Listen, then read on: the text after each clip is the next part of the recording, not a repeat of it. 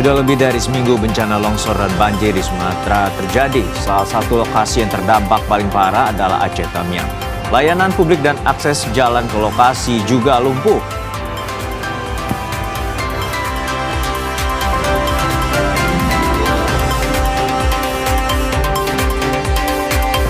Dampak longsor dan bencana salah satunya menghancurkan jembatan yang jadi akses utama warga.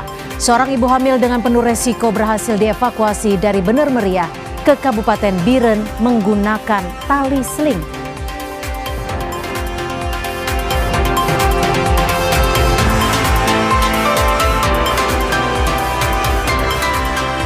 Wakil Presiden Gibran Rakabuming mengunjungi sejumlah lokasi terdampak banjir dan longsor di Sumatera. Wapres Gibran meminta maaf dan menjanjikan distribusi bantuan akan dipercepat.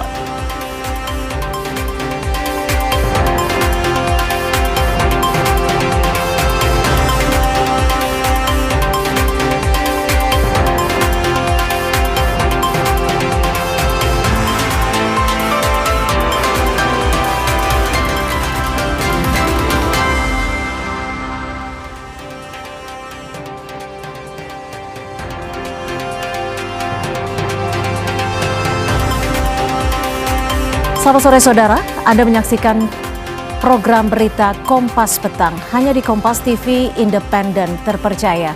Bersama saya Cynthia Rompas. Dan saya Harjuno Pramudito, kita jelang selengkapnya Kompas Petang hanya di Kompas TV Independen Terpercaya.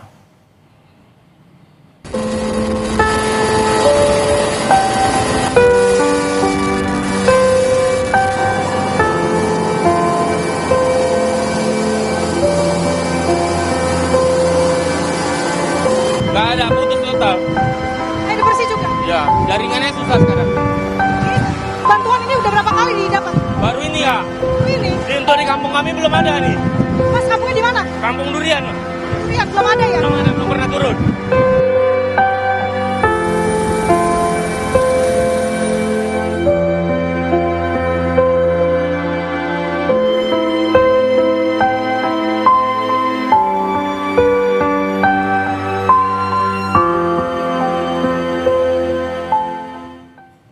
Saudara, hingga hari ini warga yang berada di kawasan Aceh Tamiang Aceh masih membutuhkan makanan dan logistik lain termasuk air bersih. Akibat lokasi yang masih terisolir, bantuan yang dikirimkan harus dilakukan melalui udara.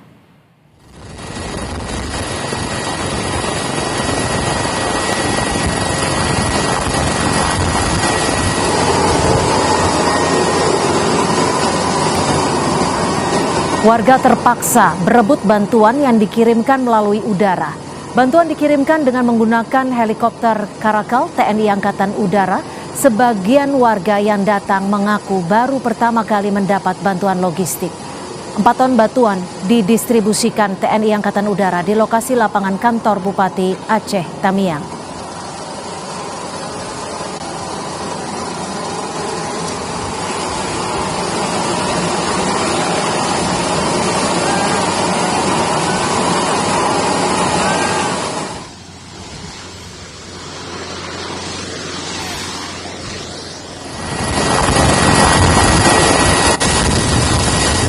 Meski harus berlari di tengah genangan air ataupun lumpur, warga nekat mendekati helikopter TNI AU yang membawa bantuan logistik.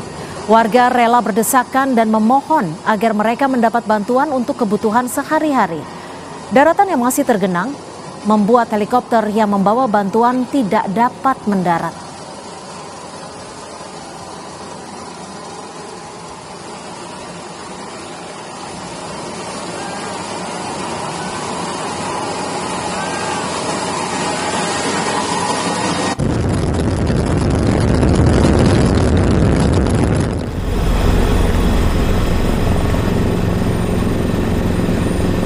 Visual udara yang diambil saat melakukan penerbangan bersama helikopter Karakal TNI AU menggambarkan kerusakan yang luar biasa di kawasan Aceh Tamiang Aceh setelah banjir dan longsor melanda pekan lalu. Sejumlah wilayah yang sebelumnya adalah daratan kini tertutup air, sementara sebagian rumah warga juga tertutup lumpur dan banjir.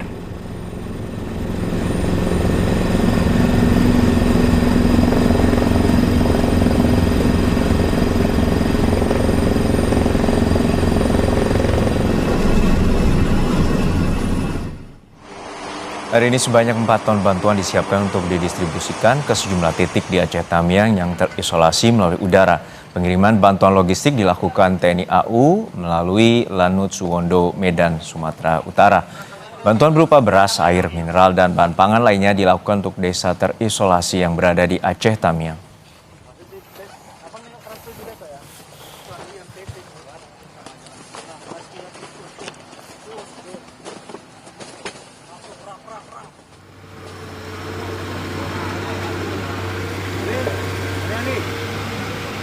Warga Takengon, Aceh Tengah terpaksa berjalan kaki hampir 300 km akibat banjir bandang dan longsor. Warga melakukan perjalanan selama 5 hari setelah akses menuju Takengon terputus total. Warga mengaku terpaksa berjalan kaki untuk mencari logistik. Selama 5 hari, warga melintasi jalur yang penuh lumpur, potongan kayu, dan longsoran. Warga juga harus menyeberang aliran sungai yang berarus deras karena menjadi satu-satunya jalur alternatif setelah jalan utama putus total.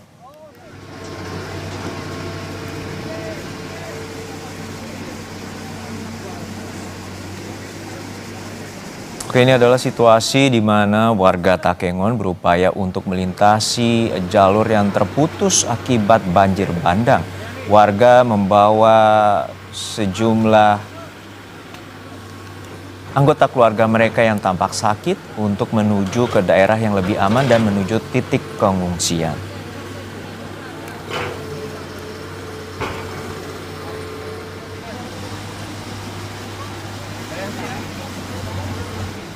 Terus banyak titik yang belum bisa dilalui. Kami melakukan jalan kaki dengan membawa 2 bayi. Tapi berkat doa orang tua kami mungkin kami sampai sekarang di Kabupaten Benar Meriah. Kami minta kepada yang bersangkutan, Bapak, tolong doakan saja kami. Itu saja, doakan kami tegar menghadapi musibah ini, agar kami bisa kembali melanjutkan perekonomian kami yang terhenti. Karena rumah kami terdampak juga longsor di desa Mendali. Yang tak tahu kabarnya sampai sekarang, Pak. Rumah kami tinggalkan kosong. Kami menuju Langsa karena ada musibah keluarga. Sekian, terima kasih untuk masyarakat Aceh, khususnya Sumatera yang sekarang musibah. Sabar, yakin kepada Allah. Pasti Allah punya cara sendiri untuk memperbaiki hati kita. Amin. Sabtu udah tembus.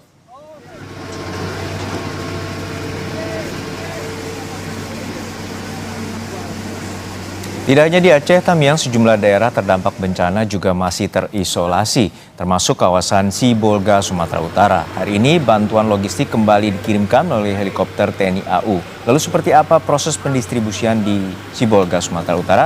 Kita akan berbincang dengan Kapten Penerbang Wahyu Eko Prasetyo dari Skuadron Udara 6 TNI Angkatan Udara. Selamat sore, Kapten Wahyu. Selamat sore, Mas. Ya. Saya dengan Kapten Penerbang Wahyu Eko Prasetyo dari Skuadron Udara 6. Baik, Kapten. Untuk saat ini tentu bantuan telah terus disalurkan bagi warga, terutama di wilayah Sumatera Utara untuk hari ini. Lalu seperti apa pantauan Anda tadi dari udara dan bantuan berapa banyak yang telah diberikan bagi masyarakat, terutama di wilayah Sibolga? Untuk hari ini kami memantau dari bagian pegunungan tepatnya di Tapanuli Tengah. Tadi kami berhasil melakukan download logistik berupa makanan, minuman, biskuit, popok, ada juga susu bayi dan juga obat-obatan, khususnya di desa Bonandolo itu cukup terisolir dikarenakan memang jalannya terputus sehingga tidak bisa dia untuk melakukan perjalanan ke kota untuk membeli bahan makanan, sehingga kami laksanakan download. Namun posisi yang kita laksanakan di sana karena memang dia daerah pegunungan, jadi kami melaksanakannya di lereng-lereng bukit. Oke, tadi untuk bantuan terutama hutan khusus bagi anak-anak dan bayi, lalu seperti apa juga untuk kebutuhan air bersih? Karena selama ini dari keluhan warga bahwa air bersih ini sangat dibutuhkan oleh warga sendiri juga. Kalau untuk air bersih, sementara kami downloadnya itu hanya sebatas air mineral. Kalau untuk dukungan air bersih, cuma air mineral saja. Baik, untuk saat ini berapa banyak total yang sudah diberikan terutama bagi warga terutama di wilayah yang masih terisolasi? Sejauh ini untuk tiap desa yang tiap kami landingkan atau diberikan titik melalui koordinasi antara dan Satgas dengan BNPB itu setiap titiknya kami berikan 1 kali doorlock itu 1 ton bahan makanan dan minuman, begitupun juga obat-obatan.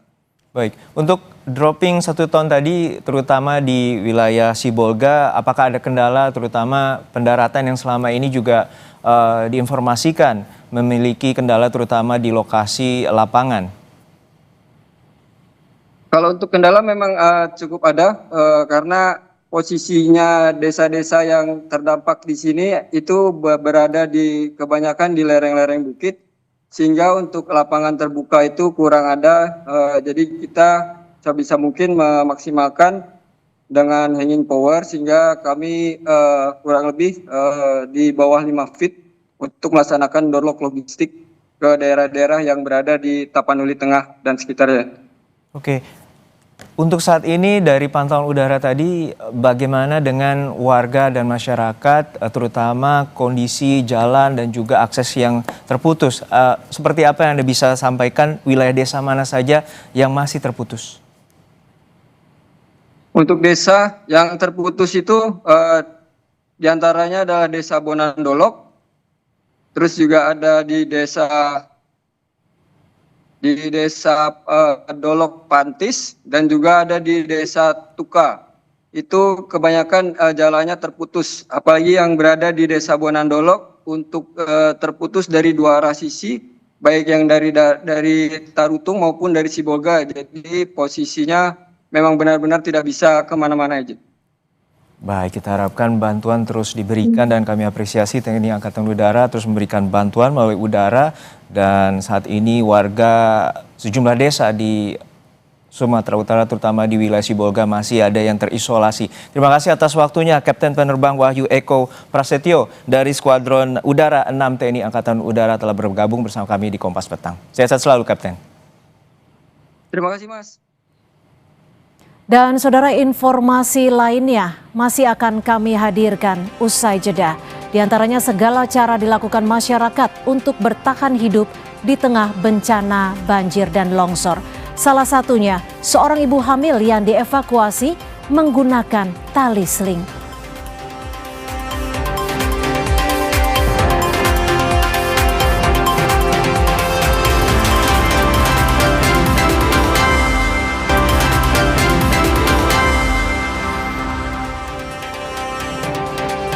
Kembali di Kompas Petang, saudara. Dampak longsor dan bencana salah satunya menghancurkan jembatan yang menjadi akses utama warga. Seorang ibu hamil berhasil dievakuasi dari Bener Meriah Aceh ke Kabupaten Biren Aceh menggunakan seling.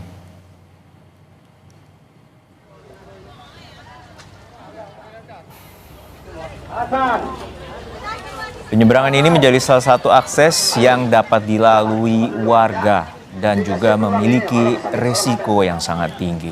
Seorang ibu hamil berhasil dievakuasi dari Bener Meriah ke Kabupaten Biren Aceh menggunakan tali seling penyeberangan. Tali seling ini diutamakan bagi warga yang tengah sakit, ibu hamil, serta anak-anak dan lansia. Akses penyeberangan tali seling ini menghubungkan antara Desa Tepin Mane dan Desa Penyut, Kecamatan Juli, Biren Aceh. Awalnya penyeberangan tali seling cuma tersedia 1 jalur yang dibuat oleh warga. Namun komunitas Mapala Luser USK membuat tambahan tali seling demi membantu penyeberangan warga. Untuk sekali menyeberang, warga hanya dikenakan biaya seikhlasnya. Penyeberangan itu emang biasanya untuk dari orang sakit, ibu hamil diutamakan untuk penyeberangan, mau apapun itu kesehatan itu paling utama. Jadi ibu hamil itu dari Bener Meriah udah dapat informasi itu udah 2 hari, cuman baru bisa diseberangkan nyampe di sini itu baru hari ini.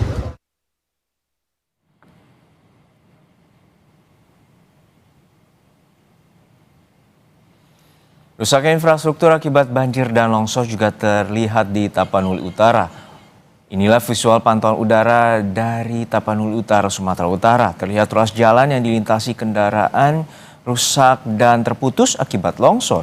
Sejumlah kendaraan saat kejadian berada di lokasi terlihat terjebak di tengah longsoran material longsor tanah.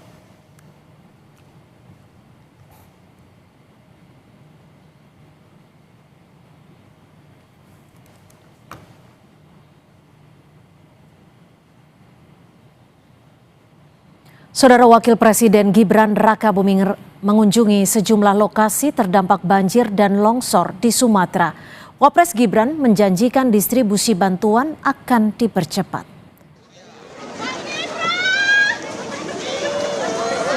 Saat bertemu dengan pengungsi terdampak longsor dan banjir di Agam, Sumatera Barat, Wapres Gibran sempat menyampaikan permintaan maaf. Gibran mengatakan kedatangannya atas perintah Presiden Prabowo untuk mempercepat pemulihan, termasuk membuka akses distribusi logistik untuk korban banjir dan longsor.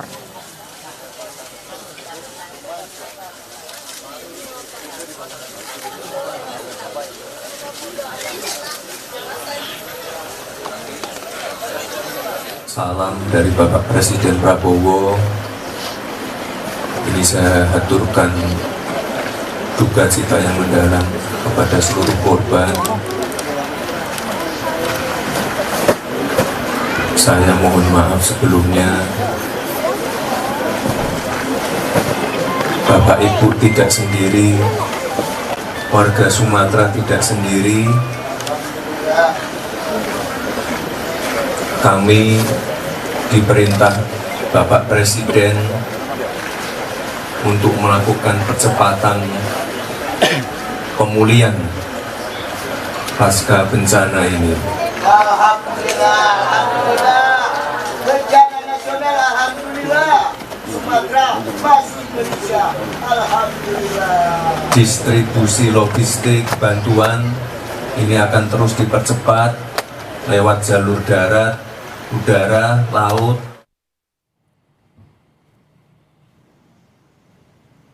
Di Tapanuli Tengah, Sumatera Utara, SD Negeri Aek Tolang, Tapanuli Tengah masih terendam lumpur setinggi 50 cm.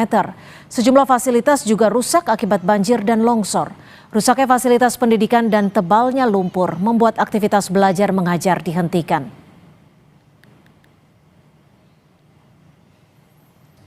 Untuk mengetahui penanganan bencana di Tapanuli Tengah dan Medan, kita bergabung bersama jurnalis Kompas TV. Sudah ada Jona Hamonangan dan juru kamera Febri James di Tapanuli Tengah. Lalu ada juga memantau kunjungan dari Wakil Presiden Gibran Rakabuming di sejumlah wilayah terdampak bencana. Kita bergabung dengan jurnalis Kompas TV Nanda Aprilia di Lanut Suwondo, Medan, Sumatera Utara. Saya akan ke Jona terlebih dahulu di Tapanuli Tengah. Jona, bisa Anda gambarkan seperti apa situasi hingga sore ini khususnya di wilayah Tapanuli Tengah? Apa saja yang bisa dikatakan warga kondisinya?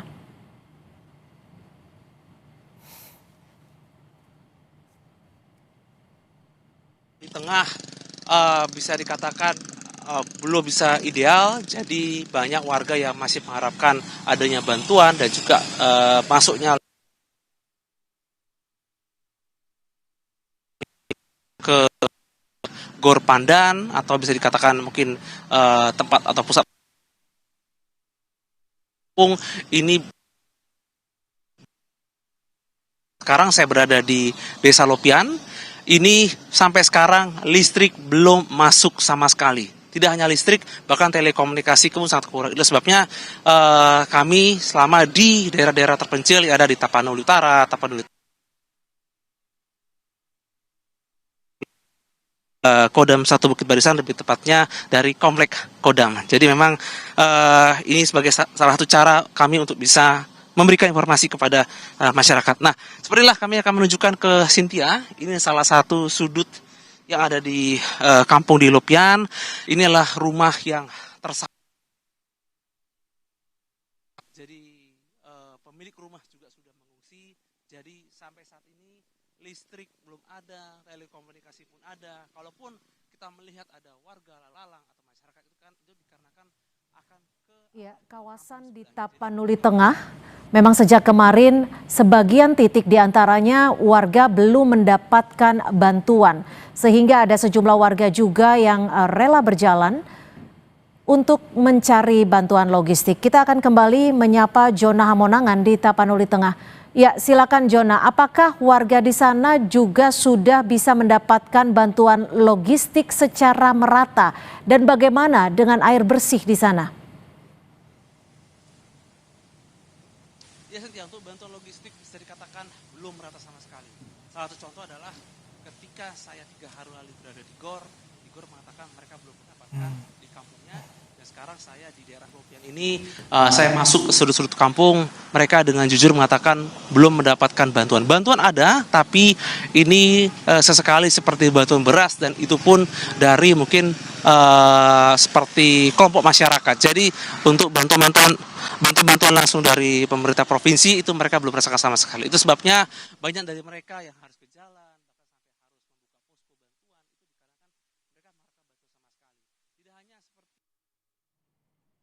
Baik, memang kita ketahui bahwa di kawasan Tapanuli Tengah ini belum mendapatkan listrik, sinyal yang buruk ataupun tidak stabil, dan juga masih kekurangan air bersih. Terima kasih atas laporan Anda, Jona. Saya akan beralih ke Medan, Sumatera Utara. Sudah ada Nanda Aprilia. Nanda, bisa Anda gambarkan seperti apa kondisi warga khususnya yang mendapatkan bantuan hari ini? Apakah distribusi bantuan sudah menyeluruh dan merata? Dan apa pesan yang disampaikan oleh Wapres Gibran?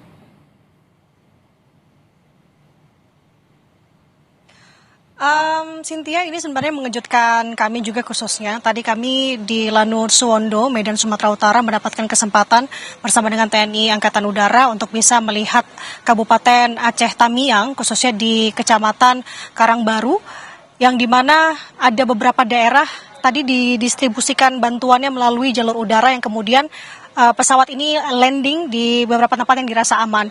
Tadi kami sempat bertanya ke salah satu warga yang mengambil bantuan di helikopter yang kami gunakan.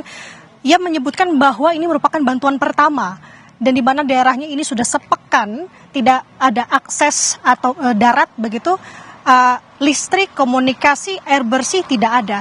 Itu adalah bantuan pertama yang diakui oleh warga di Kecamatan Karangbaru, tepatnya tadi di Kampung Dalam, di sekitar Kampung Dalam, menuturkan hal tersebut. Tadi juga ada 2 titik yang kami kunjungi, khususnya di Kabupaten Aceh Tamiang. Selain tadi di Kampung Dalam di Kecamatan Karangbaru, kita juga ke Desa Sukajadi. Di sana, kalau saya gambarkan situasinya memang kondisinya masih tertutup semua dengan lumpur, Cynthia dan juga saudara. Lagi-lagi sama, ini menjadi salah satu daerah yang terisolir. Dan tadi yang sedikit miris sekali, Cynthia, bahwa memang tidak sedikit warga yang mengaku lapar begitu ya, membutuhkan bantuan makan. Nah, ini menjadi atensi sebenarnya.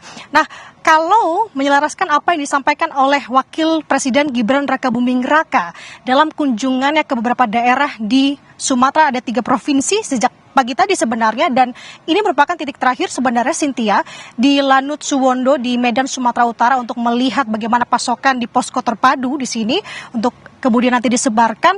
Ia menginstruksikan 2 hal kepada kepala daerah dan juga kepada warga ataupun korban terdampak.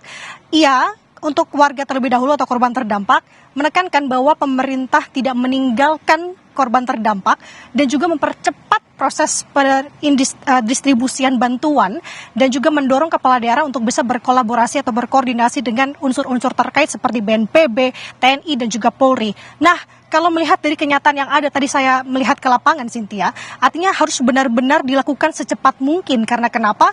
Karena tadi salah satu penuturan dari warga di Kabupaten Aceh Tamiang yang mengaku sudah sepekan lebih, bahkan ini merupakan kali pertama yang mendapatkan bantuan. Yang kita tahu memang banyak sekali titik-titik yang terisolasi.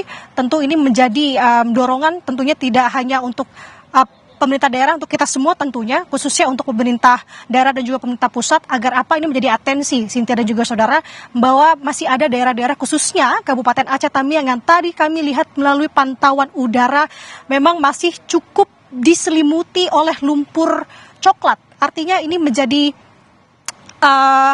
lagi-lagi atensi untuk secepat mungkin adanya pergerakan ataupun bantuan yang bisa masuk ataupun juga jalur darat yang memang tadinya terputus untuk sesegera mungkin bisa diakses. Nah, ini juga tadi menjadi salah satu saran ataupun masukan ataupun keluhan dari Bupati Kabupaten Agam yang dimana menjadi salah satu tempat tinjauan dari Wapres Gibran pada pagi tadi, yang mengaku bahwa akses di Kabupaten Agam ini terputus. Ini menjadi salah satu lokasi terparah khususnya di Sumatera Barat, dan jembatan juga tidak bisa diakses, sehingga tampaknya kalau memang selain dengan jalur udara, tadi juga ditegaskan terus oleh Wapres Gibran Rakabuming Raka akan ada percepatan distribusian baik itu dari jalur darat, laut, dan juga udara. Artinya jalur darat ini juga harus menjadi fokus pemerintah daerah untuk bisa segera untuk dibenahi agar apa? Agar bantuan bisa secepatnya masuk juga melalui jalur darat. Artinya kita akan sama-sama cermati, kita akan sama-sama lihat, dan sama-sama kita akan membantu untuk warga-warga terdampak karena Cynthia, kondisinya tadi kalau saya bisa katakan menurut bahasa saya sendiri adalah cukup memprihatinkan karena tampaknya warga juga mengaku kelaparan begitu ya, meminta bantuan pemerintah untuk bisa memberikan bantuan secepatnya ke lokasi mereka. Cynthia. Ya Nanda, kalau tadi pagi Anda mengikuti pengiriman bantuan, apakah besok akan dikirimkan juga, singkat saja?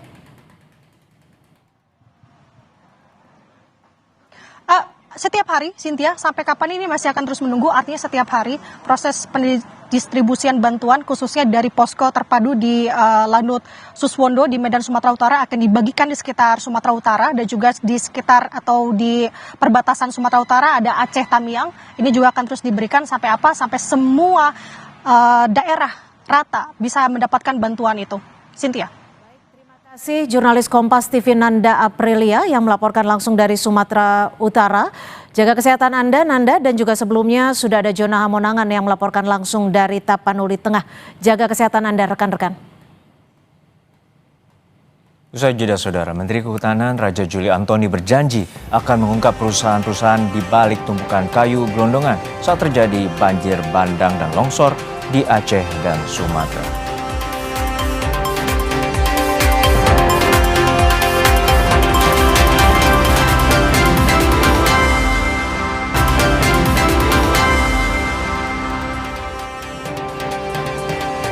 Kembali di Kompas Petang, Saudara. Segala cara dilakukan masyarakat demi bertahan hidup di tengah bencana banjir dan longsor Sumatera Utara.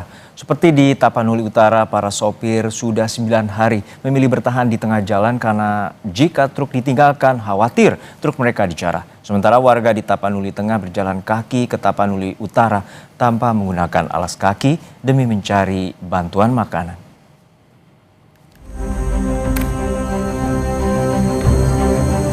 Puluhan kendaraan berikut sang sopir tertahan di jalur lintas Tarutung Sibolga akibat banyaknya titik longsor. 9 hari sudah, para sopir ini bertahan di lokasi karena khawatir jika truk ditinggalkan akan dijarah. Sopir Andrian mengatakan, akibat bencana dahsyat, kini warga tak hanya menjarah makanan, namun juga lampu kendaraan hingga bahan bakar solar. Akan kami tinggalkan, kami tunggu pun di sini tempatnya kami dijarah. Ada penjarahan sempat? Ada penjarahan. Seperti apa kira-kira? Ya semacam pencurian lampu, bahan bakar. Bahkan menurut kami itu bukan hal yang berurusan dengan perut. Kalau kami hanya sembako, sayur-sayuran mungkin kami masih mewajari. Tapi kalau udah urusan lampu strobo, lampu lampu mobil, solar, itu menurut kami udah salah kaprah. Di Tapanuli Tengah, warga Kecamatan Sitahuis berjalan kaki selama 4 jam tanpa menggunakan alas kaki mencari makanan ke Tapanuli Utara. 9 hari setelah desanya terisolir akibat bencana longsor Senin pekan lalu, warga belum mendapat bantuan logistik yang disalurkan dari udara. Jam 7 sampai 11 menelusuri jalan yang rusak. Sampailah kami di Taput Persikaman jam 11. Jadi sampai sekarang kami belum menerima apa-apa. Berbagai cara dilakukan masyarakat demi bertahan hidup di tengah bencana banjir dan longsor Sumatera. Berharap bantuan dapat tersalurkan merata, terutama bagi daerah terisolasi. Tim Liputan, Kompas TV.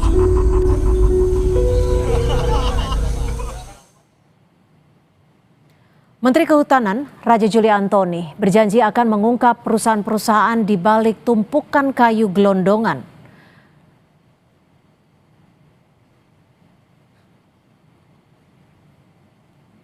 Dan saudara, ini adalah tampilan di layar di mana sejumlah klub sepak bola asal Inggris, Manchester United, yang menyampaikan duka cita atas bencana yang terjadi di Sumatera.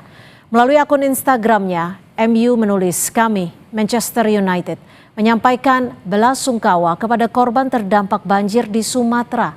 Teriring doa, semoga semua segera membaik."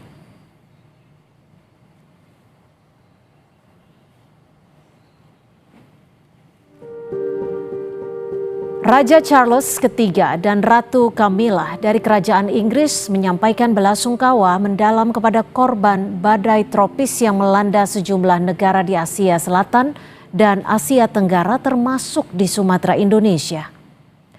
Raja Charles III mendoakan semua korban terdampak bencana. Dalam pernyataan tertulisnya, Raja Charles III juga mengingatkan pentingnya menjaga harmonisasi alam di tengah meningkatnya intensitas bencana iklim.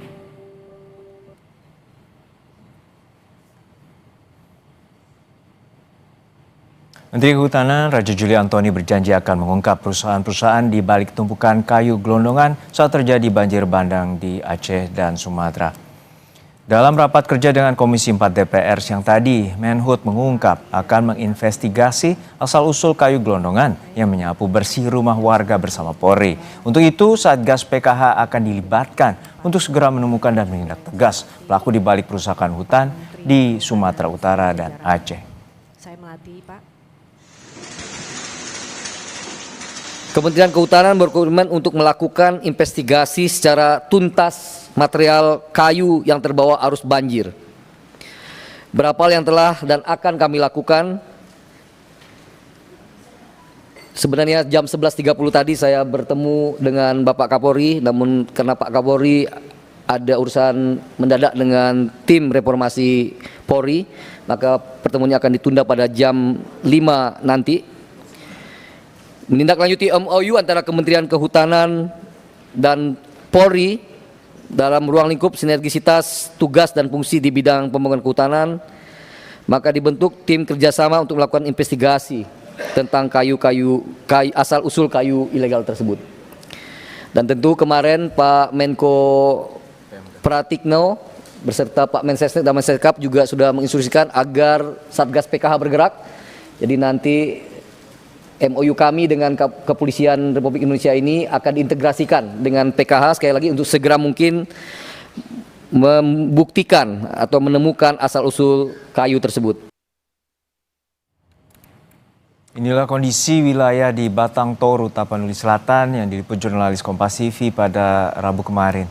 Hampir seluruh wilayah desa dipenuhi tumpukan kayu gelondongan yang terbawa banjir bandang pada akhir November lalu. Warga pun berjuang menyeberangi desa dengan menggunakan batang kayu yang melintang sebagai jembatan darurat.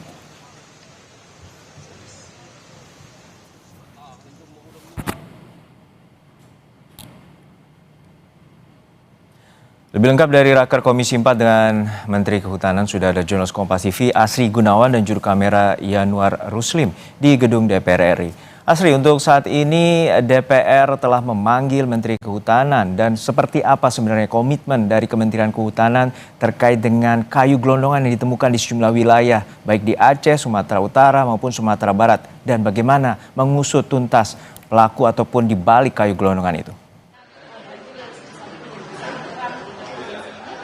Ya, seperti yang sudah disampaikan oleh Menteri Kehutanan Raja Juli Antoni dalam rapat bersama dengan Komisi 4 DPR RI bahwa Kementerian Kehutanan telah membentuk tim investigasi gabungan bersama Barreskrim Polri sebagaimana MOU yang telah diteken antara Kementerian Kehutanan dengan Kapolri, yang nantinya tim ini akan turun langsung ke 3 lokasi terdampak banjir dan longsor terparah, yakni di Aceh, Sumatera Utara, dan juga Sumatera Barat. Penyelidikan tidak hanya dilakukan untuk menelusuri atau menyelidiki soal kayu gelondongan di lokasi banjir, tetapi juga menelusuri dokumen peredaran kayu, izin tebangan, hingga potensi penyalahgunaan dokumen resmi seperti PHAT dan atau SIPUHH. Kemudian tim gabungan ini akan bekerja dengan metode forensik kehutanan, termasuk menelusuri titik awal kayu melalui polanya di hulu das atau daerah aliran sungai, kemudian mencocokkan jenis kayu dengan wilayah asal, dan memeriksa aktor perusahaan atau perorangan yang berpotensi terlibat. Dan tadi juga disebutkan oleh Menteri Kehutanan Raja Juli Antoni dalam rapat bersama Komisi 4 DPR bahwa akan dilakukan inventarisasi subjek hukum yang terindikasi berkontribusi atas bencana banjir dan tanah longsor di Provinsi Aceh, Sumatera Utara dan juga Sumatera Barat. Selain itu, Kementerian Kehutanan atas persetujuan Presiden ini akan mencabut sekitar 20 izin PBPH yang berkinerja buruk seluas 750.000 hektar se-Indonesia, termasuk di 3 provinsi terdampak banjir. Tadi juga sempat disinggung soal RUU Kehutanan, kemudian juga UU Otonomi Daerah yang perlu ada perbaikan ataupun juga perlu direvisi untuk kemudian bisa mengakomodir hal-hal yang diperlukan dan juga meminimalisir ataupun juga mengantisipasi hal-hal seperti yang sudah terjadi di Aceh, Sumatera Utara dan juga Sumatera Barat. Mengenai tindak lanjut dari kayu gelondongan yang ditemukan di lokasi banjir, seperti yang sudah saya tadi sebutkan, tentunya jika terbukti ada tindak pidana maka akan ditindak secara hukum, diproses secara hukum, tidak hanya untuk perusahaan, tapi juga jika ada perorangan yang terlibat maka akan dilakukan tindakan hukum sesuai dengan aturan yang berlaku. Demikian, Juno. Ya, Sri, tadi Menteri Kehutanan Raja Juli Antoni mengungkap juga sejumlah data, terutama tren penurunan deforestasi dari 2024-2025. Lalu sebenarnya apa saja temuan terkait dengan kerusakan hutan di sana? Tentunya banjir bandang dan juga longsor ini telah terjadi di Sumatera. Sebetulnya ada beberapa temuan awal yang cukup menguatkan dugaan kerusakan ekosistem hulu berdasarkan yang disebutkan oleh Menteri Kehutanan Raja Juli Antoni. Kemenhub menyebut bahwa kerusakan hutan paling parah ini terjadi daerah hulu sungai, terutama di Aceh bagian tengah dan sejumlah titik di Sumatera Utara serta Sumatera Barat. Dari laporan investigasi di lapangan, tercatat 152 batang kayu gelondongan ditemukan di Kabupaten Solok, Sumatera Barat, lengkap dengan 2 eskavator dan 1 bulldozer yang diduga digunakan untuk mengangkut kayu, yang juga ini dilaporkan tadi dalam rapat bersama Komisi 4 DPR. Kemudian di Tapanuli Selatan, ada 87 batang kayu rimba campuran tanpa dokumen yang semuanya sudah disita dari 4 truk yang beroperasi tanpa izin sah. Kemudian temuan yang lebih besar juga terjadi di Aceh Tengah, di mana sekitar 86,6 meter kubik kayu ilegal ini sudah diamankan dari lokasi tebangan liar di luar kawasan yang memiliki izin. Temuan-temuan ini tentunya menunjukkan bahwa aktivitas pembalakan, kemudian penebangan di luar konsesi, kemudian pemanfaatan lahan yang tidak terkendali ini membuat wilayah hulu jauh lebih rentan dan dalam menghadapi curah hujan ekstrim seperti yang terjadi pekan lalu. Sehingga ketika curah hujan cukup tinggi, keadaan di hulu sungai ini tidak memadai atau tidak bisa menampung air, tentunya bencana ini akan terjadi sebagaimana yang telah terjadi di Aceh, Sumatera Utara dan juga Sumatera Barat. Sehingga itu temuan yang memang sudah ditemukan oleh Kementerian Kehutanan bersama dengan Polri begitu untuk kemudian nanti ditindaklanjuti. Tim gabungan Kemenhub Polri tentunya sudah mengamankan juga barang bukti dan sudah dalam proses menelusuri asal-usulnya dan tinggal nanti menindaklanjuti apakah ada perusahaan atau perorangan yang terlibat dan melakukan pelanggaran begitu yang menyebabkan parahnya bencana yang terjadi di Aceh, Sumatera dan juga Sumatera Barat. Kembali ke Anda, Juni. Baik, terima kasih atas laporan lengkap Anda, Jurnalis Kompas TV, Asri Gunawan dan Yema Rusem dari Gedung DPR RI Jakarta. Saudara Menteri Lingkungan Hidup Hanif Faisal akan memanggil sejumlah perusahaan yang memperparah kondisi banjir dan longsor di Sumatera. Rencananya pemanggilan akan dilakukan pada Senin mendatang.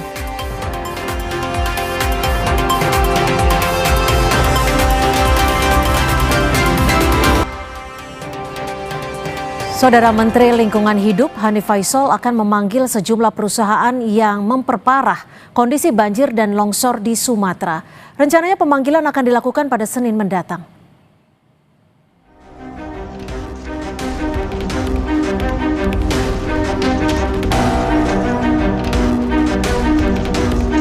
Kami juga minggu depan sudah mulai memanggil entitas-entitas yang kami indikasikan berkontribusi memperparah dari bencana banjir ini.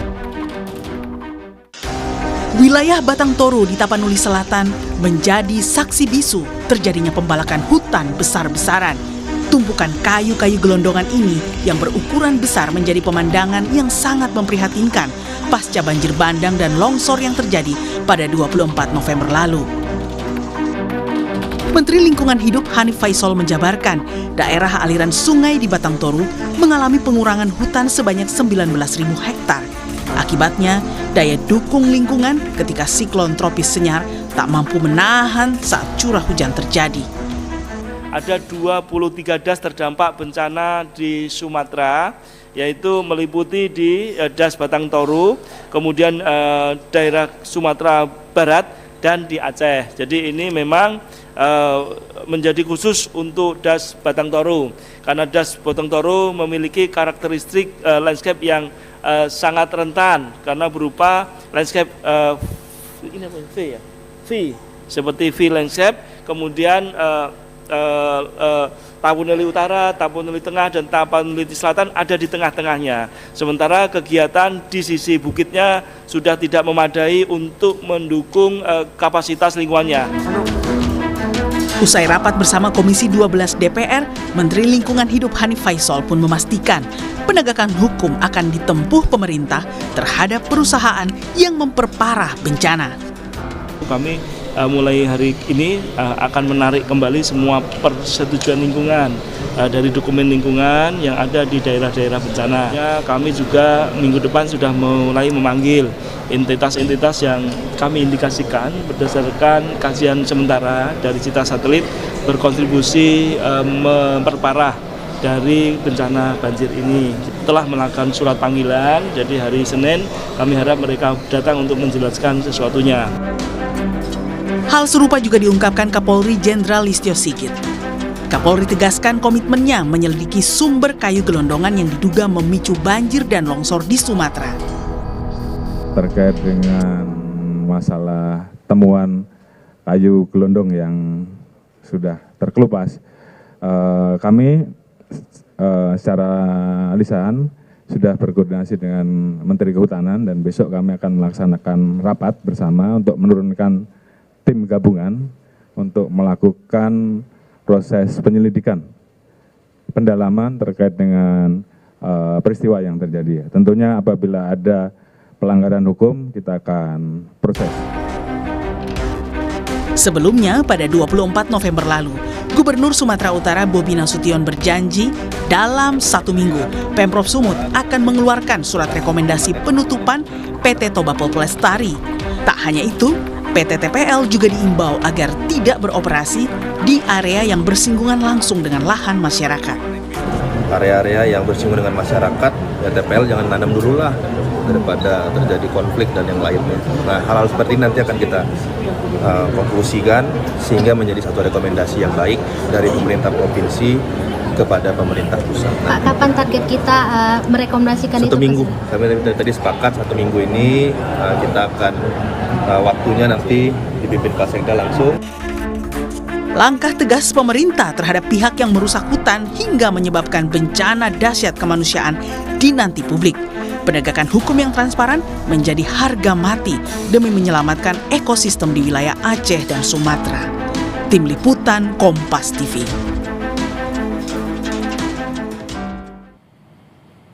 Lalu bagaimana memastikan agar pengusutan para pelaku perusakan hutan tidak hanya panas di awal saat bencana masih jadi sorotan, tapi betul-betul tuntas dan diumumkan ke publik. Kita akan bahas bersama Kepala Kampanye Global untuk Hutan Indonesia Kiki Taufik dan juga Ketua PBHI Julius Ibrani. Dan kita masih menunggu Pak Johan Rosihan, Komisi 4 DPR RI, fraksi PKS. Saya akan ke Mas Kiki terlebih dahulu. Mas Kiki, kalau dilihat saat ini Menteri LH, Kapolri, dan Menhub berjanji akan melakukan investigasi para pelaku di balik banjir bandang dan juga adanya kayu gelondongan. Apa setidaknya yang harus dilakukan sebagai bukti bahwa janji mereka ini serius dan diterapkan hingga tuntas? Ya, terima kasih Mbak. Jadi ini seperti deja vu ya, pada saat kebakaran hutan yang besar yang terjadi di Sumatera juga, itu memang ada banyak perusahaan-perusahaan atau PBPH yang kemudian dicabut izinnya, diberikan sanksi, kemudian sampai ke pengadilan. Tetapi berakhir pada tidak ada kelanjutan karena tidak ada transparansi. Jadi ada beberapa perusahaan misalnya mendapatkan sanksi, bahkan sampai di pengadilan mendapatkan sanksi, tapi tidak dieksekusi gitu. Jadi maksud saya di sini adalah ini langkah bagus, tapi juga harus terintegrasi. Jadi bukan hanya dari satu kementerian Lingkungan Hidup, kemudian mereka harus bekerja sama dengan Kementerian Kehutanan, tetapi juga mereka harus bekerja sama dengan aparat penegak hukum, mulai dari kepolisian, kejaksaan, sampai hakim. Sehingga pada saat mereka dicabut izinnya, mereka mendapatkan sanksi pidana, mereka mendapatkan sanksi perdata, mengganti kerugian. Itu betul-betul harus diimplementasikan gitu, harus dikawal terus, karena kejadiannya adalah begitu sudah sampai di pengadilan, kemudian hakim memutuskan satu perusahaan membayar ganti rugi sejumlah ratusan miliar atau bahkan triliunan, tidak ada yang mengeksekusi. Jadi tidak ada efek jera apa-apa gitu. Itu yang pertama. Yang kedua, kita tidak pernah melihat, karena tidak ada transparansi yang jelas, kita tidak pernah melihat apakah dana atau denda yang diberikan oleh pemerintah atau pengadilan kepada perusahaan-perusahaan hutan itu betul-betul digunakan untuk merehabilitasi lahan. Itu tidak pernah ada. Jadi transparansi itu penting. Mas Julius, kalau melihat saat ini, apakah memang ketika di Sumatera begitu masif kerusakannya, apa yang bisa dilakukan mungkin warga? Apakah memiliki dasar hukum untuk melakukan penuntutan? Di sisi lain, apakah penuntasan ini bisa benar-benar tuntas dan benar-benar dieksekusi? Ya, Cynthia, jelas warga sebagai korban terdampak itu memiliki hak konstitusional. Bukan hanya menuntut pada ganti kerugian, kehilangan nyawa, kehilangan harta benda, gangguan akses kesehatan dan yang lainnya terhadap negara, tetapi terhadap pihak perusahaan swasta juga. Itu yang pertama. Karena biar bagaimanapun kalau kita lihat faktor utama penyebabnya adalah eksploitasi oleh swasta yang berlebihan, yang tidak sesuai dengan administrasi negara dan bahkan ada yang ilegal. Yang pertama, jadi bukan negara saja yang bertanggung jawab, swasta juga bertanggung jawab dan itu bisa dituntut pemenuhan hak. Yang kedua, saya pikir kalau sudah seperti ini maka dimensinya ini bukan hanya dimensi gugatan perdata biasa. Tahun 2023 PBHI sudah merumuskan dan merilis daftar nama kejahatan ekosida. Jadi tindak-tindak pidana yang sistemik dan terstruktur yang merusak lingkungan dan melanggar hak asasi manusia multidimensional seperti yang terjadi saat ini di Aceh, Sumatera Barat dan juga Sumatera Utara. Artinya ruang-ruang pemeriksaan evaluasi administrasi, ruang-ruang perizinan itu hanya level kulitnya saja. Negara harus mengusut tuntas kejahatan ekosida ini sampai pada siapa pemiliknya, siapa penerima manfaatnya, siapa pejabat-pejabat negara yang memberikan izin yang kita tahu banyak ilegalnya, maka di situ ada tindak pidana korupsi, ada TPPU-nya di situ, jangan-jangan ada kebijakan yang sengaja diubah di situ. Dengan demikian kalau secara holistik diusut, maka untuk mengembalikan kepada ekosistem awal kita masih punya modal yang cukup besar. Jadi kalau hanya cuma level gugatan perdata biasa saja, evaluasi perizinan biasa saja, yang dijelaskan oleh Bung Kiki itu terulang lagi. Kebakaran di tahun 2014-2015 sampai sekarang gitu. Jadi tidak akan ada akhirnya jika hanya penuntasnya hanya di permukaan saja. Saya ke Bang Johan Rosihan yang sudah bergabung dari Komisi 4 DPR RI, fraksi PKS. Bang Johan, kalau dilihat saat ini situasinya begitu memprihatinkan di sana. Dan kalau Bang Julius sudah mengatakan bahwa ini ada pelanggaran hak asasi manusia di sini. Saat Anda bertemu dengan Menteri Kehutanan Raja Juli tadi, apa saja yang didesak oleh Komisi 4 DPR? Tadi Komisi 4 ya, kayaknya seragam dari semua praksi dan dari Ibu Ketua sampai semua anggota itu seragam. Pertama, meminta agar Pak Menteri tidak lagi membuka atau memberikan izin atas kegiatan-kegiatan perusakan hutan di di dalam hutan. Yang kedua, yang ada ini yang sudah menerima izin juga dievaluasi dan diaudit gitu. Karena tidak mesti walaupun berizin itu kemudian tidak melakukan perusakan, bisa juga lebih kuota, bisa mengakibatkan kegiatan-kegiatan lain. Saat ini sedang penyusunan kesimpulan ya, karena ini sudah yang rapat ini sejak jam 1 sampai masih berlangsung. Dan keterangan dari Pak Menteri tadi itu memang menyatakan bahwa selama saya menjabat 1 tahun ini belum ada satupun izin yang saya berikan di daerah terdampak sekarang. Nah, muncul pertanyaan dari kita, lantas siapa yang menandatangani izin-izin yang banyak yang merusak hutan hari ini? Nah, kami mendesak agar Pak Menteri Juli Antoni ini berani membuka kepada Komisi 4.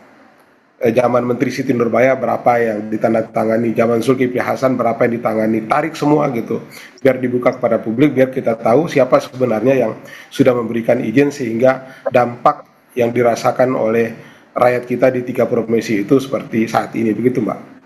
Apakah artinya Komisi 4 tadi juga meminta bukti-bukti, data-data bahwa memang betul dari Kementerian Kehutanan yang saat ini dijabat oleh Raja Juli benar-benar tidak memberikan izin di daerah terdampak? Kami meminta semuanya dari awal, kami meminta itu, kami mendesak buka semua buka semua tentang perizinan, tentang dampak lingkungan segala macam. Sayangnya ya datanya lengkap tetapi tidak berani secara eksplisit mengatakan bahwa ini loh penyebab utama dari banjir itu. Data forestasinya lengkap, data penutup kerusakan di das hulunya lengkap, data penutupan hutannya lengkap, semua data-data itu lengkap, tapi sayangnya saya mengkritik tadi itu, sayangnya dari semua data yang lengkap itu tidak berani mengambil satu kesimpulan. Oke, tapi disebutkan tidak nama perusahaan saat rapat tadi? Tidak menyebutkan nama perusahaan, dan Pak Menteri menyampaikan akan memberikan secara tertulis kepada Komisi 4. Artinya datanya tidak lengkap menurut Anda? Ya, untuk kita menganalisis ini menurut saya lengkap ya. Sayangnya kementerian tidak berani menyimpulkan. Oke. Mas Kiki, kalau dilihat dari apa yang dijelaskan tadi oleh Bang Johan, sebenarnya kalau dilihat kerusakan yang begitu masif di bencana Sumatera, dari sisi kerusakan alam sebenarnya apakah hanya murni kerusakan alam atau faktor keulah manusia lebih besar porsinya? Iya. Ini udah jelas sebenarnya Mbak Cynthia, udah beberapa kali teman-teman sampaikan, bahkan juga masyarakat yang ada di lokasi menyampaikan jelas bahwa bencana yang begitu dahsyat ini bukan hanya semata-mata disebabkan karena cuaca ekstrim, tetapi lebih kepada karena perubahan tutupan hutan yang sudah pasti bahwa adanya deforestasi yang masif. Dan kemudian baik itu dilakukan oleh industri kelapa sawit, oleh industri tambang, ataupun bahkan industri pulp and paper, itu nyata terjadi. Nah sebenarnya tidak terlalu sulit untuk Kementerian Kehutanan atau Kementerian SDM untuk memberikan data, karena mereka itu adalah kementerian yang memberikan izin. Jadi mereka juga melekat pada mereka juga pada saat mereka memberikan izin, mereka juga punya kewajiban untuk memonitoring gitu. Nah pertanyaannya adalah, jadi menurut Anda cukup anehkah ketika datanya tidak disebut secara gamblang, tidak disebut secara clear saat rapat terjadi, saat rapat tadi? Cukup aneh karena sebenarnya kan udah gampang kita bisa lihat ya. Kalau dari sisi bahkan publik bisa dengan mudah mengakses citra satelit, kelihatan mana wilayah yang terbuka. Dengan teknologi saat ini tinggal di overlaykan dengan data konsesi, batas konsesi, bisa langsung kelihatan siapa yang harus bertanggung jawab. Kan itu yang ditunggu sama publik. Ini yang jadi faktor tadi saya sampaikan ya, transparansi itu penting. Nah sampai saat ini itu yang tidak pernah ada. Sehingga publik tentu akan meragukan, ini jangan-jangan Raja Juli ini hanya di depan DPR aja dia berani ngomong seperti itu, dan kemudian nggak berani ngungkapin nama perusahaannya. Nanti terakhir kemudian hilang gitu ya setelah 3 bulan. Kan ini mudah sebenarnya. Mas Julius, jika Menteri Raja Juli tidak mau, bisa dikatakan tidak mau ya, jika menyebutkan siapa nama perusahaannya dan siapa yang memberikan izin saat terjadinya dugaan pembalakan liar. Dan tadi Mas Kiki juga menyampaikan kurang lebih sama. Apakah memang ada orang besar yang membackingi perusahaan-perusahaan ini sehingga terjadi kerusakan dan juga pelanggaran AMDAL yang sangat masif? Makanya tadi Cynthia saya katakan, kalau cuma pakai mekanisme evaluasi administrasi nggak selesai ini barang. Harus diperiksa itu perusahaan punya siapa, penerima manfaatnya siapa. Nanti kita bisa tahu dia ini nyumbang nggak pada saat pemilihan presiden nanti. Dia ini adalah orang-orang yang di belakang menteri-menteri yang bertanggung jawab atau enggak, yang patungan di situ atau enggak. Makanya untuk Bang Johan juga Bang, izin sampaikan kepada teman-teman Dewan di Komisi 4, bukan menanyakan mengklarifikasi Menteri Raja Juli, yang harusnya Abang lakukan dan kawan-kawan itu dievaluasi menterinya Bang. Menteri punya tanggung jawab untuk melakukan evaluasi terhadap seluruh izin yang diberikan, baik dari pusat sampai daerah. Kalau sampai terjadi seperti ini artinya menterinya bengong Bang, artinya menterinya main domino itu sama pengusaha-pengusaha. Jadi rekomendasi Komisi 4 harusnya memeriksa menteri, memberikan rekomendasi kepada Prabowo, pecat itu menteri. Jadi kalau cuma ngecek siapa nama segala macam yang dibilang Bung Kiki, kita di lapangan tahu Bang, itu punya siapa, itu sudah mengemuka tadi Pak. Itu sudah mengemuka. Ya banyak anggota tadi yang meminta, banyak anggota tadi yang meminta agar Raja Juli kalau tidak sanggup mundur saja. Dari fraksi mana saja Bang Johan yang meminta itu? Bang Johan, dari fraksi mana saja yang meminta mundur? Ada dari PKB, termasuk saya juga, saya menyampaikan kalau seberapa Anda bisa bertahan, kalau kan beliau sampaikan bahwa tugas presiden adalah menjaga hutan. Saya balik tanya ke beliau bahwa apakah Anda merasa sudah menjaga hutan? Nah ini kan bentuk-bentuk komunikasi politik yang kita bangun juga harus juga kita menjaga di situ kan. Nah tapi yang jelas semangat dari teman-teman di Komisi 4, bahkan Ibu Ketua tadi, Ibu Ketua itu sampai mengatakan, Pak Menteri, kalau Anda takut berhadapan dengan perusahaan-perusahaan besar itu, saksikan Pak Menteri, saya di belakang Anda, saya mendukung Anda Komisi 4 semua. Ibu, itu Bu Titi Soeharto tadi ngomong begitu di depan Pak Menteri, secara terbuka. Nah saya pikir semangat seperti itu juga sudah ada di kami Bang, dan insya Allah tentu rapat ini juga merupakan rapat darurat, tidak ada di dalam agenda sebelumnya. Ini bentuk perhatian kita agar persoalan yang terjadi di Sumatera Barat itu bisa kita awasi bersama-sama. Insya Allah kita akan coba awal dengan baik. Bang Johan, artinya kan ini tidak hanya sekedar evaluasi, tidak hanya sekedar pengawasan, tapi bagaimana mengawal kasus ini sampai tuntas dan membersihkan siapapun yang bertanggung jawab di balik perusakan hutan. Kita masih akan membahasnya usai jeda. Tetap bersama kami di Kompas Petang.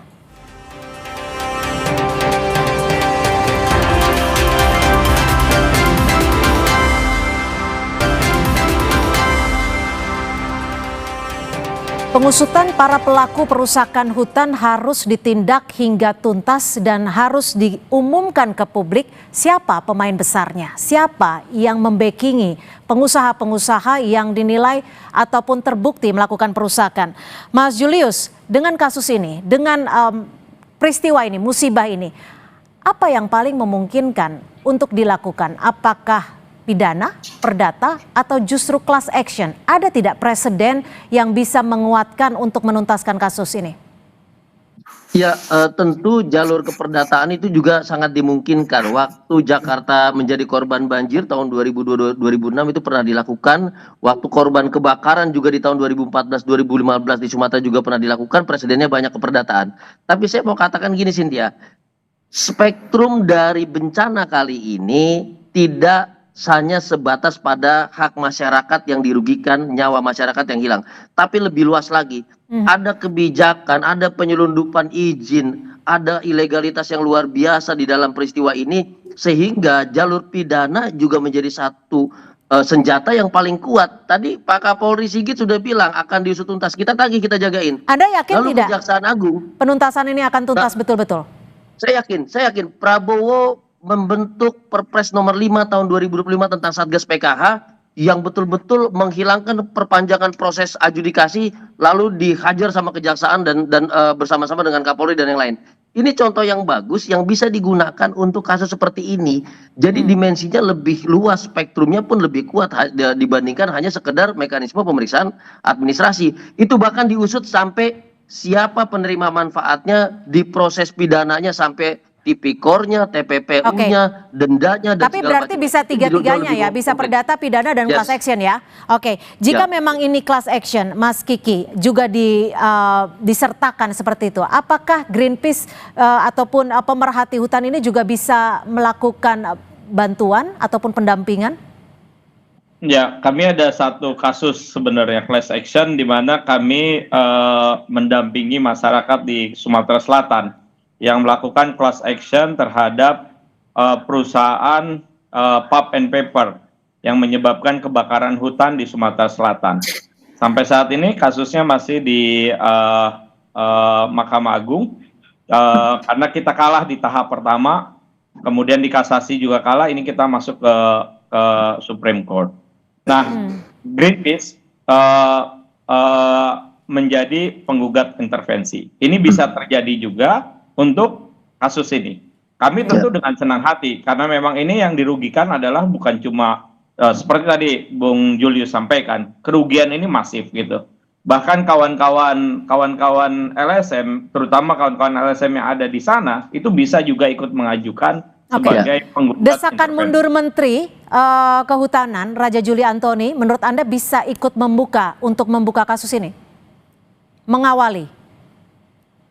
Ya, sekarang gini, sebelum masuk ke sana, saya pikir yang paling penting adalah memastikan dulu apakah Kementerian Kehutanan yang bersangkutan ini melakukan monitoring yang intensif atau enggak. Saat ini yang paling dilewatkan oleh pemerintah kita atau para politisi kita adalah pencegahan. Kita harus mulai dari situ. 8 hari sebelum kejadian, BMKG sudah memberikan peringatan. Tidak ada satupun Pemda maupun pemerintah pusat melakukan satu pencegahan, bahkan melakukan peringatan dini. Tidak ada satupun. Kenapa? Karena saat ini politisi di Indonesia lebih suka bekerja untuk hal-hal yang sifatnya populis dibanding pencegahan. Pencegahan itu tidak pernah ada media, tidak pernah ada foto, video. Nah, itu yang jadi masalah. Nah, sekarang kita udah dapat gambaran bahwa tropis ini kita dalam kondisi krisis iklim.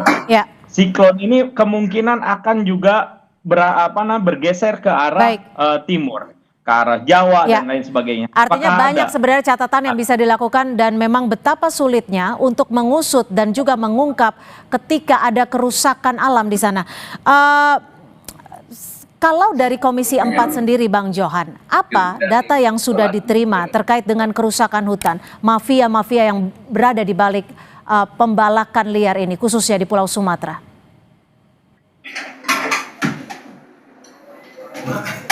Bang Johan. Gimana Mbak? Gimana tadi? Kalau dari Komisi 4 sendiri sudah memiliki data sejauh mana terkait dugaan adanya pengusaha yang melakukan perusakan? Baik, mohon maaf Bang Johan, kita akan menyaksikan secara langsung pernyataan dari Menteri Kehutanan Raja Juli Antoni yang baru saja selesai. Baru selesai. Oke. Ya. Oke, siap Pak.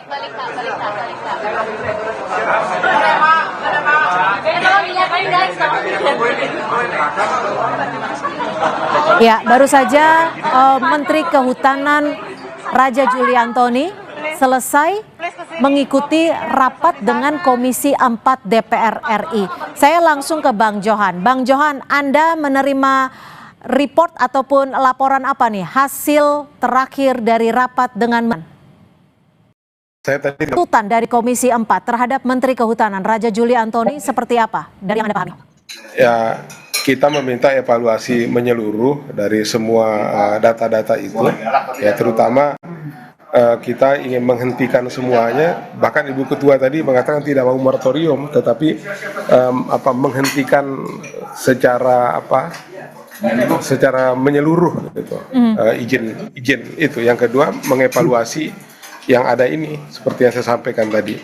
Nah, jadi suasana apa yang disampaikan oleh teman-teman baik dari Greenpeace maupun dari pegiat lingkungan yang lain tadi itu sudah masuk suasana itu ke dalam Komisi 4, dan saya pikir kesimpulan-kesimpulan yang diambil, bahkan tadi ada yang mengajukan pansus, panja. Nah, saya tidak mengikuti kegiatan sampai akhir. Tapi Anda sepakat untuk mengajukan tuntutan baik secara perdata, pidana maupun class action?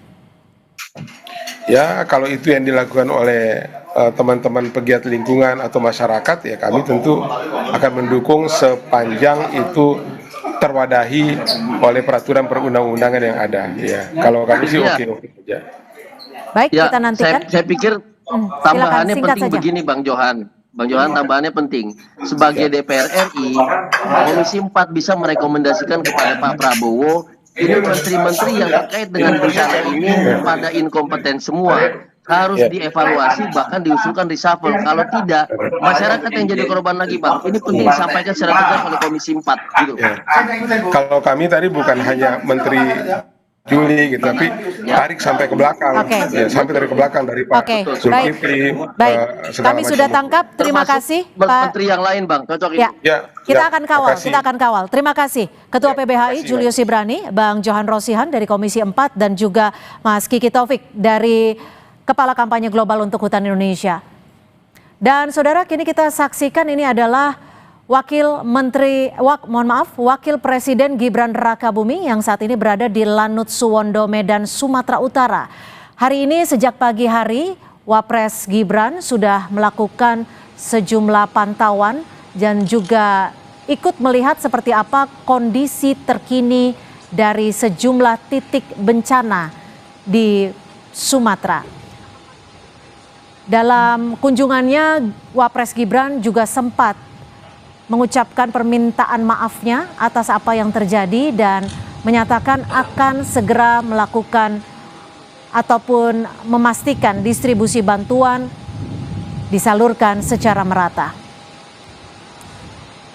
Tampak di layar juga ikut hadir Gubernur Sumatera Utara Bobi Nasution yang ikut mendampingi kunjungan ataupun kedatangan dari Wakil Presiden Gibran Rakabuming. Bandara ataupun Lanut Suwondo, Medan, Sumatera Utara menjadi salah satu titik untuk mengumpulkan bantuan dan juga distribusi logistik yang nantinya akan dikirimkan melalui udara kepada warga terdampak bencana. Dan saudara, kita akan mendengarkan pernyataan dari Ketua Komisi 4 DPR RI, Titi Soeharto. Mendapatkan bantuan sehingga bisa segera terlepas dari penderitaan ini. Kemudian hari ini kami melakukan rapat kerja pertemuan dengan Kementerian Kehutanan untuk membahas mengenai bencana yang terjadi di Sumatera ini. Intinya kami minta kepada Kementerian Kehutanan untuk menghentikan segala pemotongan pohon illegal logging, baik legal maupun ilegal, yang nyata-nyata merugikan masyarakat. Kita lihat sendiri pohon-pohon yang begitu besar, yang perlu puluhan tahun, ratusan tahun untuk sebesar itu dipotongin oleh orang-orang yang tidak punya perasaan gitu ya untuk motong itu, dan yang untung punya mereka sendiri, rakyat tidak mendapat keuntungan apa-apa dari pemotongan itu. Kita minta supaya kementerian untuk menghentikan ini. Kemudian dan mencari tahu, menghukum siapa-siapa saja yang menyebabkan pohon, batang-batang kayu yang sampai segitu banyak memenuhi aliran sungai maupun laut ya, pantai itu ya. Jadi kami minta supaya itu ditindak, dan terutama juga mengenai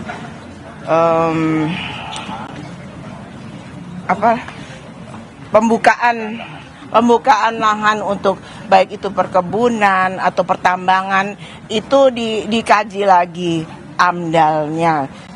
Jangan main kasih aja. Kami mendukung kementerian untuk menindak siapapun yang membuat kerusakan ini. Nggak usah takut apakah itu di belakangnya ada bintang-bintang, mau bintang 2, 3 atau berapa. Itu kami mendukung kementerian supaya ditindak dan tidak terjadi lagi. Tidak hanya di 3 daerah yang dilanda bencana ini, tapi juga di seluruh Indonesia. Saya rasa itu. Kemudian kami juga dari Komisi 4 akan membentuk panja alih fungsi lahan. Jadi untuk supaya bisa membahas lebih lanjut lagi apa-apa ke depannya yang boleh dan tidak boleh dilakukan. Saya rasa itu. Ya saudara, baru saja kita dengarkan pernyataan dari Ketua Komisi 4 DPR RI Titi Soeharto yang menjelaskan baru saja selesai mengikuti rapat dengan Menteri Kehutanan Raja Juli Antoni terkait bencana yang terjadi di Sumatera. Saudara, informasi lainnya masih akan kami sajikan selepas jeda. Tetap bersama kami di Kompas Petang.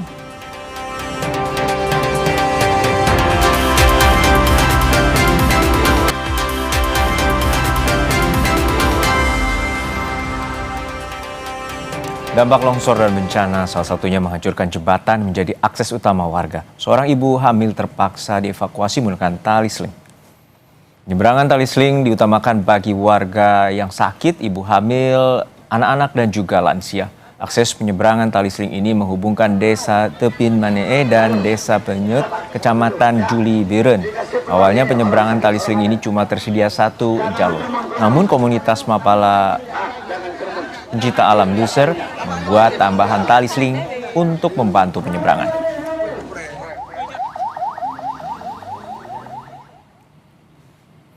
Data BNPB di laman bnpb.go.id sampai pukul 16.30 waktu Indonesia Barat mencatat korban jiwa akibat bencana banjir dan longsor di Sumatera mencapai 812 orang. 509 orang juga tercatat masih hilang. Sementara 2,7 ribu orang terluka.